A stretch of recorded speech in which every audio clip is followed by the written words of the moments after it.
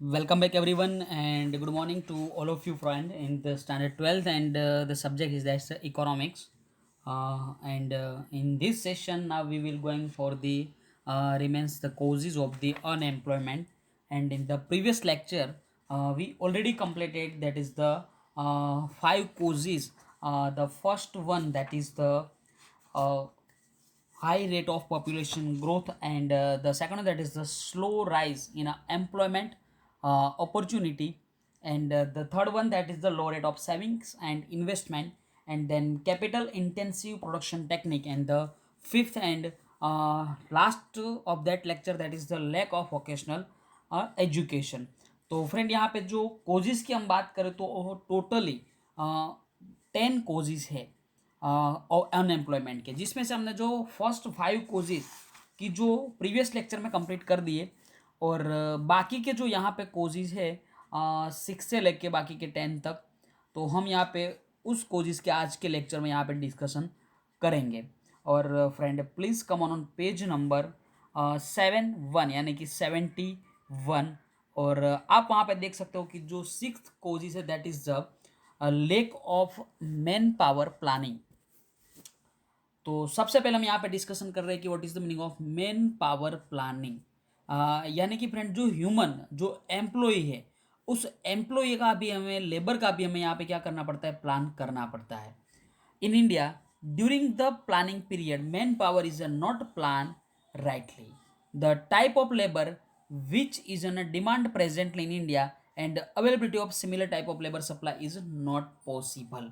यानी कि यहाँ पे जो हम लेबर टाइप्स की बात कर रहे हैं कि हमें कौन से टाइप्स के लेबर की यहाँ पे ज़रूरत है, डिमांड है, और सिमिलर टाइप के जो लेबर है वो अवेलेबल नहीं, यानी कि not possible. Is the kind of human resource planning is not found in the education system. यानी कि हमारे एजुकेशन सिस्टम में ही जो मैन पावर प्लानिंग है वो हमें कहीं पे दिखा नहीं, that is not found. Education has been made widespread activity without estimation of kind of the number of labor requirement. यानी कि फ्रेंड फ्यूचर में आफ्टर 10 ईयर, आफ्टर 20 ईयर हमें कौन से टाइप के ज़्यादा लेबर की, ज़्यादा मैन पावर की ज़रूरत पड़ेगी, उसके बारे में हमारा कोई एस्टिमेशन नहीं था, और वैसे हमारी एजुकेशन सिस्टम चलती रही. और शायद आप लोगों को भी पता होगा कि at the time of 2012 and 2010, तो उस टाइम जो कॉमर्स की हम बात करें तो ज़्यादातर एमबीए की डिमांड ज़्यादा थी, और इंजीनियरिंग में हम बात करें तो मैकेनिकल जो ब्रांच थी उस मैकेनिकल इंजीनियर की डिमांड ज़्यादा थी. लेकिन फ्रेंड आपको पता होगा कि तो उस टाइम क्या हुआ कि ज़्यादातर लोग एडमिशन कहाँ पे लेते थे, एमबीए और साइंस वाले मैकेनिकल इंजीनियर बनते थे, या तो सिविल में भी डिमांड थी उस टाइम. तो उन लोगों को लगता था कि हम जब इंजीनियर बन के बाहर निकलेंगे, एमबीए करके बाहर निकलेंगे आफ्टर 5 ईयर, एमबीए का जो कोर्स ड्यूरेशन का टाइम है 5 ईयर का है, और इंजीनियरिंग का उसका भी 5 ईयर का है, तो उन लोगों को पता था कि हम 5 साल के बाहर निकलेंगे तो क्या इनकी डिमांड होगी एमबीए और मैकेनिकल एंड सिविल इंजीनियर वालों की. तो उस टाइम जो हमारा एस्टिमेशन नहीं था कि कितने लोगों की 5 साल के बाद मैकेनिकल या तो सिविल में ज़रूरत पड़ेगी, एमबीए वालों की ज़रूरत पड़ेगी. लेकिन करंट डिमांड थी, 2011-12 में डिमांड थी, तो सब लोगों ने एडमिशन एमबीए में लिया और साइंस वाले मैकेनिकल एंड क्या सिविल में गए. तो जब वो लोग 2017 में इंजीनियरिंग एंड एमबीए कंप्लीट करके बाहर आए तो उस टाइम इनकी डिमांड नहीं थी. तो आप यहाँ पे देख सकते हो कि उससे क्या होगा कि एमबीए वाले और मैकेनिकल एंड सिविल वाले क्या हो जाएंगे, यहाँ पे अनएम्प्लॉयमेंट रहेंगे. As a result every year lakhs of educated youth obtain degree, यानी कि हमारे कंट्री के अंदर लाखों ऐसे यूथ है, युवा लोग है, युवा स्टूडेंट है कि जो लोग डिग्री लेकर बाहर आ रहे हैं. Is there lack knowledge and training required in a present economic development and they are unemployed even after being educated. तो आपने यहाँ पे देखा कि मैकेनिकल, सिविल एंड एमबीए उस टाइम में उनकी डिमांड थी, लेकिन करंट डिमांड नहीं है, तो लोग क्या हो जाएंगे, यहाँ पे अनएम्प्लॉयड होंगे. This is a direct result of lack of planning in human resource. In many cases, due to lack of employment opportunity, the doctors and engineers with a high degree go to foreign countries because of not getting a suitable work in our country. यानी कि friend आपने देखा होगा कि कहीं पे भी आपके जो नेबर में जो भी रहते वो लोग, अगर समझो कि इंडिया के अंदर डिग्री पूरी करके वो लोग कहाँ पे जाते हैं, अब्रॉड, यानी कि फॉरेन जा रहे हैं। क्यों? क्योंकि उन लोगों को पता है कि हमारे पास जो डिग्री है उनके सूटेबल यहाँ पे हमारे लिए कोई अपॉर्चुनिटी तो है नहीं इंडिया के अंदर, तो इसीलिए वो लोग कहाँ पे जा रहे हैं, ज़्यादातर जो डेवलप नेशन है लाइक ऑस्ट्रेलिया है या तो यूएसए एंड कनाडा और यूके, तो ये सभी ये 4-5 कंट्री ज़्यादातर वो लोग प्रीफर करते हैं और वहाँ पे उन लोगों के लिए ज़्यादा एम्प्लॉयमेंट अपॉर्चुनिटी क्रिएट होती है। During British rule gold use move from India to Britain, यानी कि फ्रेंड जब इंडिया के अंदर ब्रिटिश रूल था, अंग्रेज की सरकार थी, तो उस टाइम जो इंडिया के अंदर जितने भी गोल्ड थे वो गोल्ड कहाँ पे जा रहे थे, ब्रिटेन में। This one sided movement is called drain of gold. Drain of gold यानी कि गोल्ड इंडिया से कहाँ पे जा रहा था, तो ब्रिटेन में, यानी कि डेवलप नेशन में। तो सिमिलरली इन प्रेजेंटली, तो उस टाइम गोल्ड जो यहाँ से फॉरेन में जा रहा था और वन साइड मूवमेंट है, यानी कि फॉरेन में गोल्ड जा रहा था लेकिन वहाँ से कुछ यहाँ पे आ नहीं रहा था। और सिमिलरली वही कंडीशन अब बैठती है यहाँ पे कि जो इंडियन इंटेलिजेंस है, यानी कि जो यूथ है उनके पास, जिनके पास अच्छी डिग्री है, is moving from India to abroad. वो लोग कहाँ पे जा रहे हैं, इंडिया में पढ़कर इंडिया के रिसोर्सेज को यूज कर वो अब्रोड जा रहे हैं। This is a one sided movement is called drain of brain. Brain यानी कि हमें पता है कि जो बुद्धि की हम यहाँ पे बात कर रहे हैं, तो जो ज़्यादा युवा है वो अपने जो भी अपने पास माइंड है वो लेकर कहाँ पे जा रहे हैं, फॉरेन, इसीलिए यहाँ पे ब्रेन लिखा है और पहले गोल्ड जा रहा था इसीलिए ड्रेन ऑफ गोल्ड। तो फ्रेंड यहाँ पे जो ये 3 लाइन है आपके लिए बहुत मोस्ट इंपॉर्टेंट लाइन है तीनों। और लास्ट जो बोर्ड की एग्जाम थी ईयर 2020, तो वहाँ पे भी मीनिंग पूछ लिया था कि what is the meaning of drain of brain. तो फिर से समझो कि ड्रेन ऑफ ब्रेन ना पूछे तो ऐसा भी पूछ सकते हैं कि what is the meaning of drain of gold. तो आपको ये पूरा थर्ड जो पैराग्राफ है वो तो कंफर्म करना ही, याद रखना ही है। The next one that is the inefficiency of public sector. Friend यहाँ पे जो एक वर्ड लिखा है कि पब्लिक सेक्टर, तो पहले तो आप लोगों को यहाँ पे पब्लिक सेक्टर का मीनिंग के बारे में आपको पता होना चाहिए। And I think you already studied the chapter 11th in the standard 11th the chapter that is the forms of business, और वहाँ पे भी आया था कि पब्लिक सेक्टर की भी हम बात कर सकते हैं कंपनी के अंदर। पब्लिक सेक्टर यानी कि जो कंपनी, जो सेक्टर पूरा किसके पास होगा, पब्लिक के पास। पब्लिक यानी कि गवर्नमेंट के पास, तो उस सेक्टर की ओनरशिप किसके पास होगी, गवर्नमेंट के पास होगी। After independence public sector was given a more importance than private sector, यानी कि फ्रेंड हमने प्राइवेट सेक्टर में ज़्यादा इंपॉर्टेंस नहीं दिया, इंपॉर्टेंस किसको ज़्यादा दे दिया, पब्लिक सेक्टर को।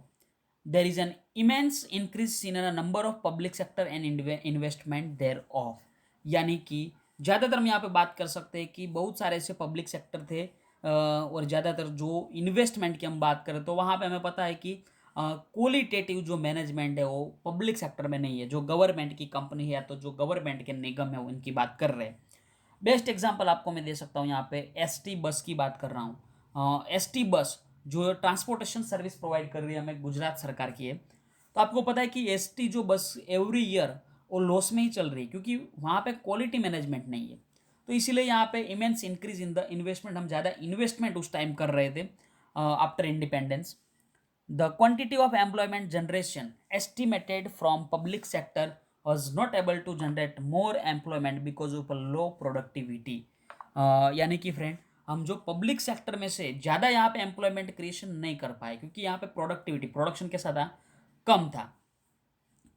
Employment oriented private sector were control for the development of public sector, यानी कि जो एम्प्लॉयमेंट ओरिएंटेड जो प्राइवेट सेक्टर की हम यहाँ पे बात करें तो प्राइवेट सेक्टर पूरे का पूरा गवर्नमेंट ने अपने कंट्रोल में कर लिया था और पब्लिक सेक्टर तो गवर्नमेंट का था ही, लेकिन पब्लिक सेक्टर के डेवलपमेंट के लिए और पब्लिक सेक्टर की जिनकी ओनरशिप गवर्नमेंट के पास है तो पब्लिक सेक्टर को डेवलप करने के लिए प्राइवेट सेक्टर को यहाँ पे क्या कर दिया, कंट्रोल कर दिया। और प्राइवेट सेक्टर की जहाँ पे ज़्यादा एम्प्लॉयमेंट अपॉर्चुनिटी क्रिएट हो सकती है। Moreover private sector development was neglected and so there was a less employment generation and unemployment increase। तो फ्रेंड यहाँ पे हमें पता है कि जो सबसे ज़्यादा एम्प्लॉयमेंट अगर जो क्रिएट हो वो कहाँ से होगा, तो हमें पता है कि सबसे ज़्यादा एम्प्लॉयमेंट क्रिएशन होता है प्राइवेट सेक्टर में से। लेकिन यहाँ पे तो हमने प्राइवेट सेक्टर को ही कंट्रोल में कर लिया और उनका उनको हमने ज़्यादा इंपॉर्टेंस नहीं दिया। क्यों? क्योंकि हमें डेवलपमेंट किसका करना था? पब्लिक सेक्टर का। तो नेग्लेक्ट करने से यहाँ पे क्या हुआ कि जो एम्प्लॉयमेंट जनरेशन था इन द प्राइवेट सेक्टर वो क्या हुआ? लो, यानी कि less. And the next one that is the negligence toward agriculture sector. तो फ्रेंड यहाँ पे हमें याद रखना है कि जो एग्रीकल्चर सेक्टर की बात कर सकते हैं कि एग्रीकल्चर सेक्टर को भी हमने यहाँ पे ज़्यादा इंपॉर्टेंस नहीं दिया। India is an agriculture country, and I think you all know about that. And most of its population reside in a village. तो हमारी जो टोटल पॉपुलेशन है कंट्री की उसमें से ज़्यादातर मोस्ट ऑफ यानी कि ज़्यादातर पॉपुलेशन रिसाइड कहाँ पे कर रही है? तो रूरल एरिया, विलेज एरिया में। और कितनी परसेंटेज पॉपुलेशन की जो रूरल एरिया में रिसाइड कर रही है, विलेज में? तो आपको याद रखना है 70%। 70% population is reside in a village and remains 30% is reside in the urban area. तो फ्रेंड पूछ सकता है एमसीक्यू में या तो वन सेंटेंस में कि how many percentage of the total population is reside in a villages, then answer is the 70%। This population is depend on agriculture for employment. And आपको पता ही होगा कि रूरल एरिया में, विलेजेस में ज़्यादातर लोग किसके ऊपर डिपेंड रहते हैं? एग्रीकल्चर में। सो agriculture planning should be such that could generate more employment, यानी कि एग्रीकल्चर प्लानिंग से क्या होगा कि वहाँ पे जो एम्प्लॉयमेंट है वो ज़्यादा क्रिएट हो रहा है। But in India's economic development policy more emphasises is given to other sector than agriculture, यानी कि फ्रेंड हमें ज़्यादा इंपॉर्टेंस एग्रीकल्चर को देना चाहिए। लेकिन यहाँ पे हमने किसको ज़्यादा यहाँ पे एम्फेसाइज किया, ज़्यादा इंपॉर्टेंट दिया? तो अदर देन एग्रीकल्चर सेक्टर, यानी कि दूसरे सेक्टर को ज़्यादा इंपॉर्टेंट दे दिया। As agriculture was given less importance, it could not develop effectively, and the planning related to agriculture sector failed to generate more employment। यानी कि हमने एग्रीकल्चर को ज़्यादा इंपॉर्टेंस नहीं दिया, इसीलिए जो एम्प्लॉयमेंट जनरेशन था वो क्या हो गया यहाँ पे? Decrease. Advantage of green revolution is enjoy by few state of like Punjab and Haryana. तो फ्रेंड आपको पता होगा कि सबसे ज़्यादा अगर एग्रीकल्चर में जो स्टेट आगे वो Punjab and Haryana. So overall employment could not be created in agriculture sector. Burden of population, lack of irrigation facilities, lack of agricultural finance, uncertainty of monsoon and few other uncertainties are responsible for poor development of agriculture। तो friend यहाँ पे आपको याद रखना है कि जो green revolution का बेनिफिट हुआ वो तो दो स्टेट को ही हुआ, पंजाब एंड हरियाणा। तो बाकी के जो स्टेट थे उनको तो इनका कोई बेनिफिट हुआ नहीं, तो उससे क्या हुआ कि एम्प्लॉयमेंट ज़्यादा जनरेट हुआ नहीं। एंड दूसरी बात यहाँ पे कि क्यों अनएम्प्लॉयमेंट और बढ़ती रही इन द एग्रीकल्चर सेक्टर? तो पॉपुलेशन वहाँ पे ज़्यादा है क्योंकि 70%। And lack of irrigation, irrigation की फैसिलिटीज नहीं, and we know that the Indian agriculture is depend on monsoon, और मानसून क्या है यहाँ पे? Uncertain. lack of agriculture finance and other uncertainties are responsible for development of agriculture। तो friend यहाँ पे जो टोटल कैरेक्टरिस्टिक्स है कि हम बोल सकते हैं कि that is the causes of unemployment 10 है, उसमें से हमने यहाँ पे 8 तक कंप्लीट कर ली है। एंड प्रीवियस लेक्चर में हमने पहले 5 और बाकी आज के लेक्चर में बाकी के 3, lack of manpower planning and then inefficiency of public sector, and the eighth one that is the negligence towards agriculture sector। तो आपको पता है कि हमारी जो सिस्टम है कि मैं अभी कंटिन्यू है आपको पढ़ाता रहूँगा तो आपके दिमाग में बहुत सारे पॉइंट सामने आ जाएंगे। तो मैं फिर से आप लोगों को यहाँ पे 2.5 मिनट का टाइम दे रहा हूँ। तो इस टाइम के अंदर please read the this 3 causes of the unemployment. Please read it.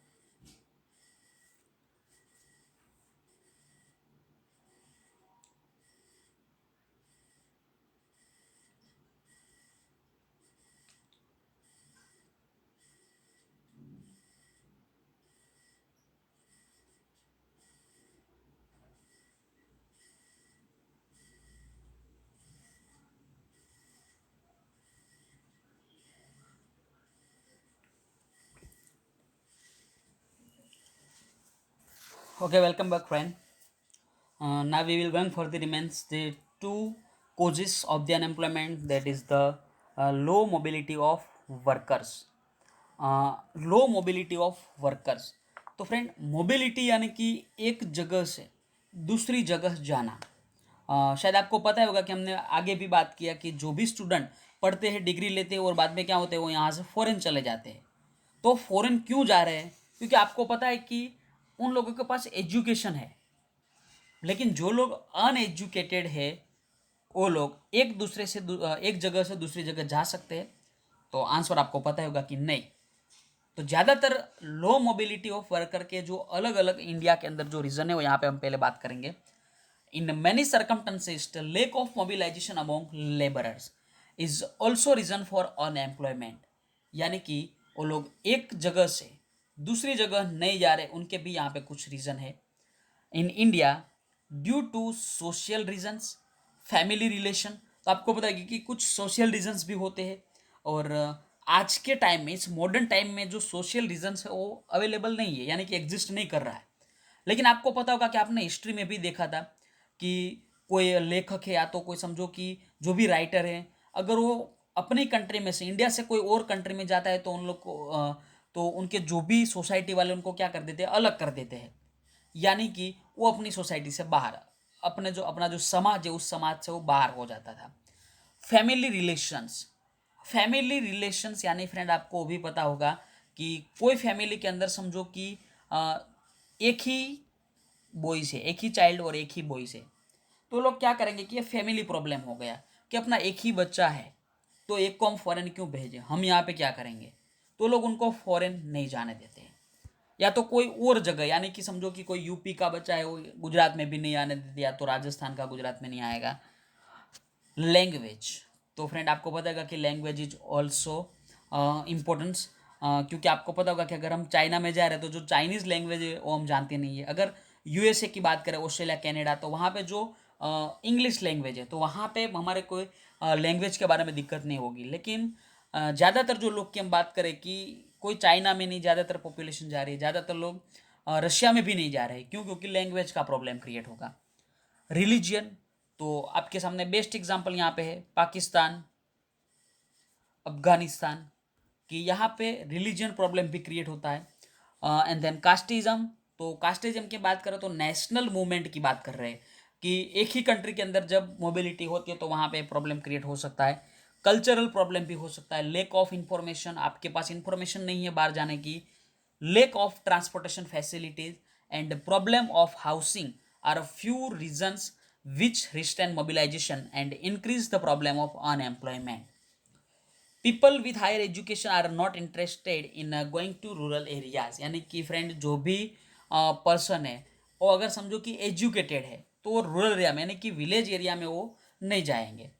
Backward areas even if they get employment, समझो कि यहाँ पे क्या लिखा है कि जो भी बंदा है जो एजुकेटेड है कि वो कहाँ पे जाने के लिए इंटरेस्टेड नहीं है, रूरल एरिया या तो जो backward area. Even if they get employment, employment यानी कि उनको समझो कि रूरल एरिया में एम्प्लॉयमेंट मिल रहा है, बैकवर्ड एरिया में भी एम्प्लॉयमेंट मिल रहा है, तो भी वो वहाँ पे नहीं जाएगा। This people expect to get employment in a urban area. वो क्या चाहते हैं कि हमें सिटी एरिया में, अर्बन एरिया में ही एम्प्लॉयमेंट मिले। If not satisfied they would prefer to remain unemployed, यानी कि अगर समझो कि उनको जॉब नहीं मिली तो प्रीफर नहीं कर रहा है, सेटिस्फाई नहीं हो रहे, तो क्या होगा, unemployment. Attraction toward urban life and urban facility do not show readiness among people to go to rural area for employment. यानी कि फ्रेंड जो एजुकेटेड है वो लोग क्या करते हैं कि अर्बन एरिया में रहने का ज़्यादा उन लोगों का प्रीफर करते हैं, और उससे क्या होगा कि यहाँ पे उन लोगों को एम्प्लॉयमेंट ना मिले तो भी वो कहाँ पे रहते हैं, अर्बन एरिया में रहते हैं, और उससे क्या होगा कि अनएम्प्लॉयमेंट का जो प्रॉब्लम है और भी कॉम्प्लेक्स बनता जाएगा। And the last cause is that is the lack of infrastructural facility in a rural area. Because of a lack of infrastructural facility, unemployment is become a major problem. यानी कि friend जो rural area है, जो village है, वहाँ पे infrastructure की ज़्यादा फैसिलिटी है नहीं, तो उससे क्या होगा कि जो अनएम्प्लॉयमेंट का जो प्रॉब्लम है वो क्या होगा, ज़्यादा। In a rural area lack of transportation facility, यानी कि रूरल एरिया में ट्रांसपोर्टेशन की फैसिलिटी ज़्यादा नहीं होती है। लेक ऑफ प्रॉपर रोड्स, यानी कि अच्छे रोड वहाँ पे नहीं है, लेक ऑफ एजुकेशन फैसिलिटी नहीं है, health and electricity facilities are the reason of low generation of employment. As such, in a rural area, for industries, they are availability of laborer at a low wages and easy availability of raw materials for agro-based industry, but due to lack of continuous and required electricity, industrialists do not wish to establish industry in a rural area. तो friend यहाँ पे जो अलग अलग reason थे कि rural area की हम बात करें तो वहाँ पे जो लेबर लो वेजेस में मिल जाते हैं and easily availability of raw materials for agro based industry, but वहाँ पे क्या होगा कि जो इलेक्ट्रिसिटी का जो सप्लाई है वो कंटिन्यू नहीं है. तो इसीलिए, और आपको पता होगा कि कोई भी इंडस्ट्री हो उस इंडस्ट्री को इलेक्ट्रिसिटी की तो रिक्वायरमेंट रहेगी, क्योंकि आपको पता है कि जो ऊर्जा है उनके सिवा हम कोई भी मशीनरी नहीं चला पाते. तो इलेक्ट्रिसिटी की वहाँ पे ज़रूरत रहती है, लेकिन वो कंटिन्यू, या तो जो हम बोलते हैं कि वहाँ पे भी आपको पता होगा कि कंटिन्यूसली इलेक्ट्रिसिटी प्रोवाइड नहीं मिलती इन द रूरल एरिया. तो इसीलिए कोई भी जो इंडस्ट्रियलिस्ट है वो रूरल एरिया में अपना बिजनेस को एस्टैब्लिश नहीं करेगा. As a result, new employment can not arise and unemployment exist. तो उससे क्या होगा कि जो अनएम्प्लॉयमेंट है तो वो रहेगा, और साथ साथ एम्प्लॉयमेंट का भी जो न्यू एम्प्लॉयमेंट क्रिएशन होने वाला था वो भी यहाँ पे होगा नहीं. Apart from the above reasons, in India, lack of national employment policy, lack of conducive environment for development of industry and trade, and under utilization of a natural resources are also responsible increase in a unemployment. तो यहाँ पे friend आप देख सकते हो कि ऊपर के तो जो रीज़न थे वो तो है, लेकिन उनके अलावा भी इंडिया के अंदर हम जो एम्प्लॉयमेंट की पॉलिसी है वो भी यहाँ पे नहीं है, और साथ साथ जो एनवायरनमेंट होना चाहिए for the development of industry and trade वो भी यहाँ पे ऐसा कोई कंड्यूसिव एनवायरनमेंट नहीं है. एंड साथ उनके जो नेचुरल रिसोर्सेज की बात करें तो वो भी यहाँ पे रिस्पॉन्सिबल है फॉर दी अनएम्प्लॉयमेंट के लिए. तो फ्रेंड यहाँ पे जो टोटल 10 यहाँ पे कोजेस थे, 10 कोजेस, उसमें हमने आज के लेक्चर में 5 यहाँ पे कंप्लीट कर दी है. तो मैं फिर से आप लोगों को यहाँ पे 2 मिनट का टाइम दे रहा हूँ. तो please friend, within 2 minutes please read the low mobility of worker and then lack of infrastructural facilities. Please read it.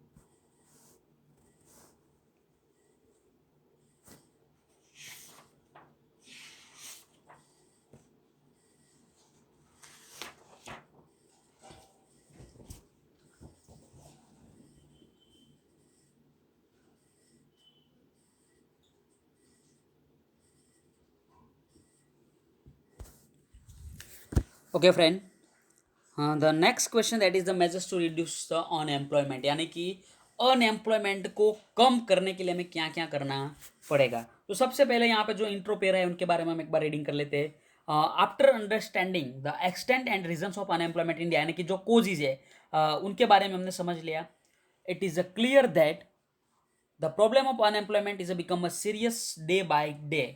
From its reason it will be easier to find out its solution. तो हमें पता है कि कौन कौन से reason है, कौन कौन से कोजिज है, तो उस कोजिज, उस रीजन को हम बेस बना के सॉल्यूशन फाइंड कर सकते हैं.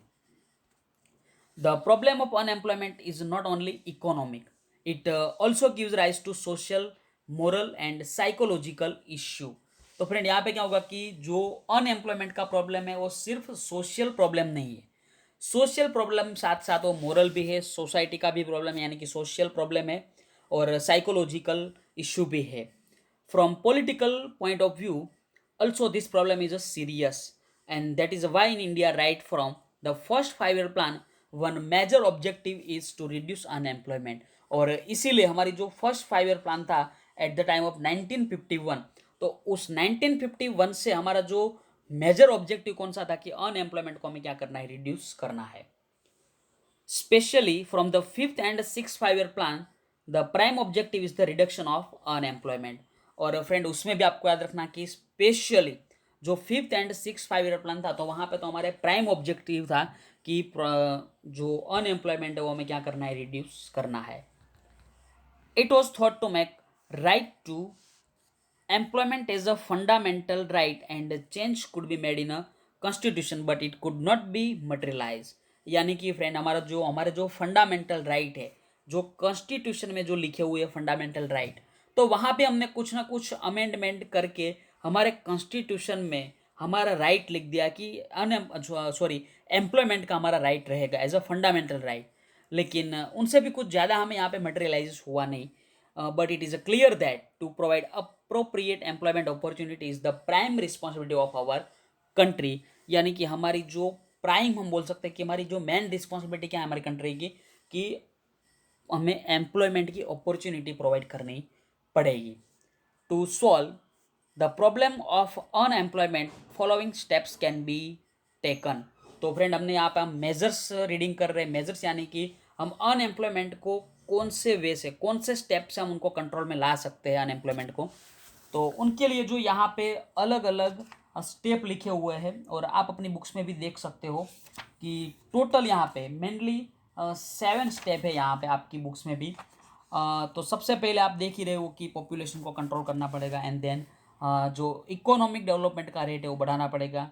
एम्प्लॉयमेंट ओरिएंटेड हमें प्रोग्राम्स भी करने पड़ेंगे, and then employment oriented education और कोटेज एंड जो स्मॉल इंडस्ट्री है, स्मॉल स्केल, उनका भी डेवलपमेंट करने की ज़रूरत पड़ेगी. And extension of infrastructural facility. And the seventh that is the spread and expansion of green revolution. तो ये जो अलग अलग यहाँ पे अनएम्प्लॉयमेंट के जो प्रोग्राम है उस सोल्व करने के लिए स्टेप लिखे हुए. और बाद में भी एक आपका क्वेश्चन डिमेंस रह रहा है, that is the state programme to solve unemployment. यानी कि गवर्नमेंट को भी कुछ ना कुछ प्रोग्राम अपने हिसाब से भी रखने पड़ेंगे ताकि अनएम्प्लॉयमेंट का जो प्रॉब्लम हो क्या वो सोल्व हो सके. तो फ्रेंड आज के लेक्चर में हमने जो यहाँ पे पढ़ा कि पहले जो 5 अलग अलग कोजेस थे वो हमने लास्ट लेक्चर में देख लिया था, और बाकी के 5 हमने आज कंप्लीट कर लिया. तो यहाँ पे आपके लिए होमवर्क पता ही होगा कि जो 5 हमने यहाँ पे कोजेस है वो आपके लिए homework. And then measures to reduce unemployment जो पेज नंबर 72 पे है, वो भी एक बार आप रीडिंग कर लेना. और जो स्टेप टेकन किए थे गवर्नमेंट ने for the problem, for the solve of the problem of unemployment, की जो हम नेक्स्ट लेक्चर में कंटिन्यू करेंगे. So thanks to all of you friend, and take care and bye bye.